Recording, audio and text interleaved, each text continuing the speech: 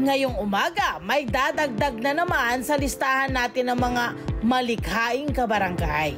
Si Tatay Bernie Glomar na isang brass sculptor mula rito sa Navotas. Isang talentong hindi niya inaasahang matututuhan. Ngayon, ito na ang kanyang pinagkakakitaan at ipinamana na rin ang kaalaman sa kanyang mga anak. Dahil sa gawa ko, napakita ko anong meron sa Navotas.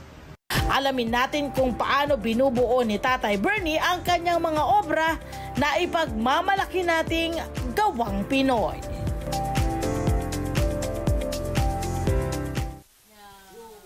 I-welcome naman natin sa LTE si Tatay Bernie Glomar at syempre si Mami Irma Glomar. Good morning! Good morning! Pati naman ko sa ating mga kabarangay. Hi! Hello! Mga kabarangay! Usa sa taga sa dos. Yan! Sa uno! Sa uno. Ay, dami mga kaibigan nito si Daddy. Oo, correct.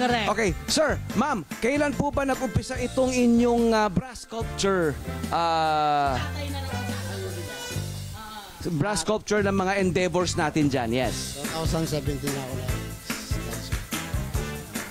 And then, ano yung mga... Paano nyo inumpisahan to? Natuto by yourself lang po ba? Paano po kayo natuto? Dati ako sa isang sikat na artist. Doon ako nagsimula. Namasukan ako sa isang sikat na artist. Natutunan mo? Opo. Okay. Kailan po kayo nag-solo? 2017. 2017. So meron pong mentorship na naganap doon, ano? And then kayo po nag-decide na mag-solo. Opo. Ayan, o yun. At sa inyong pag-solo, ano pong inyong naging medium agad? Yung Prinon mo? Bakawan, mangrove tree. Yung Kasi mangrove kaya tree. mangrove tree kasi dito sa Barangay Tansa, marami Opo. po tayo makikita ritong mga Opo. bakawan. Opo. Tapos ang kanya pong trademark ay migratory bird, kamukha po nito.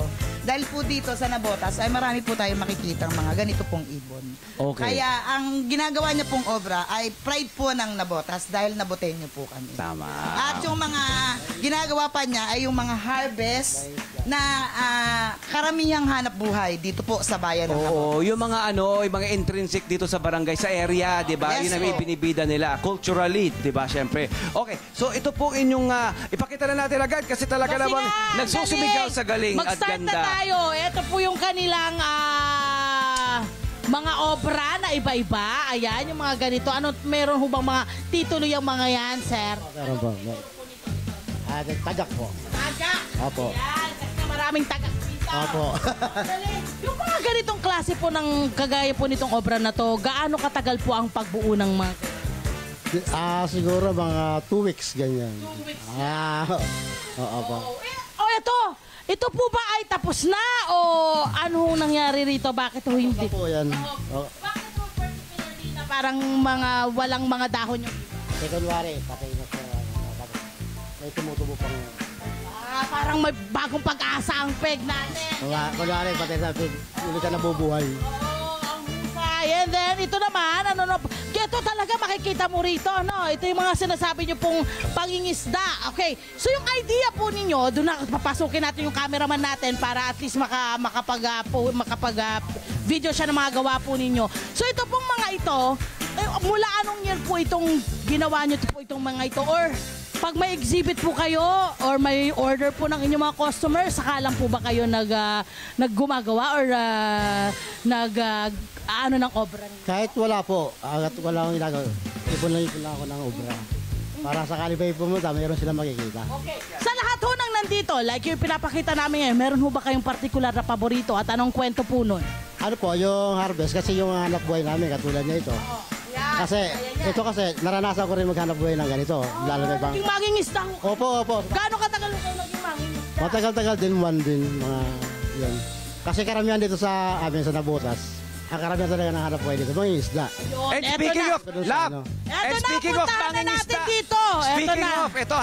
speaking of mangingisda, love, Ayan. ang ganda-ganda ng tirahan nila kasi naman dito sila oo kumukuha nga. ng inspirasyon. Tingnan nyo naman. Ang view nila araw-araw, 24/7 yan. Yan Yan ang po ang kanilang, kanilang nakikita rito. living gallery niya at pinaghugutan ng inspirasyon. Dito naman, over here, ito ang kanilang, ito po, ano pong ginagawa natin ngayon dito, yung mga kabataan natin?